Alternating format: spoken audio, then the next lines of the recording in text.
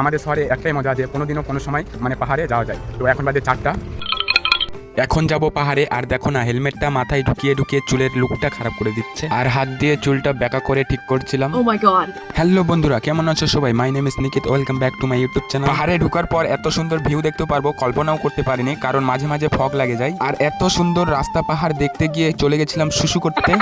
তারপরে উঠে পড়লাম কার্শিয়ং যাওয়ার উদ্দেশ্যে। কার্শিয়ংয়ের রাস্তা ছিল 2.5 কিলোমিটার দূরে। কার্শিয়ং যাওয়ার পথে আকাশ পরিষ্কার থাকলে আমার মতন দাঁড়িয়ে দার্জিলিংও দেখতে পারবে। আরে গুরু, জীবনের আনন্দ ঘন মুহূর্তে বন্ধুদের সাথে সময় কাটানোর জন্য আমিও যাব তোমাদের সাথে ঘুরে বেড়াতে।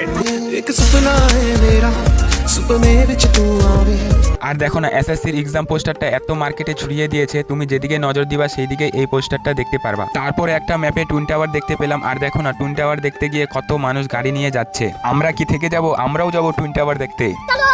আর এটাই সেই টুইন টাওয়ার যেটার আমি কথা বলছিলাম। চাইলে তোমরা এই টুইন টাওয়ারটা কার্শিয়ংয়ের হনুমান মন্দির থেকেও দেখতে পারবে। চলো তোমাদেরকে ওখান থেকেও দেখাচ্ছি। আর এই হনুমান মন্দির থেকে অনেক কিছু দূর দূর থেকেও দেখতে পারবে।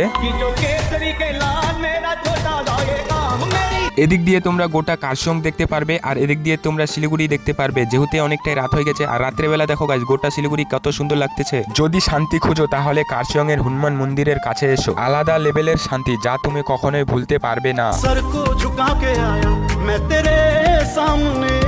এই রাত্রের ভিউটা দেখার জন্যই 30 মিনিট দাঁড়িয়েছিলাম, যা অনেক রাত হয়ে গেছে। জয় বজরংবলী। অনেক রাত হয়ে গেছে, তো চলো বাড়ি। তারপরে একটা রেস্টুরেন্টে দাঁড়িয়ে খাওয়া দাওয়া করে বাড়ি। কেমন লাগলো ভিডিওটি কমেন্ট বক্সে কমেন্ট করে জানাবেন। দেখা হচ্ছে অন্য কোনো ভিডিওতে। টাটা।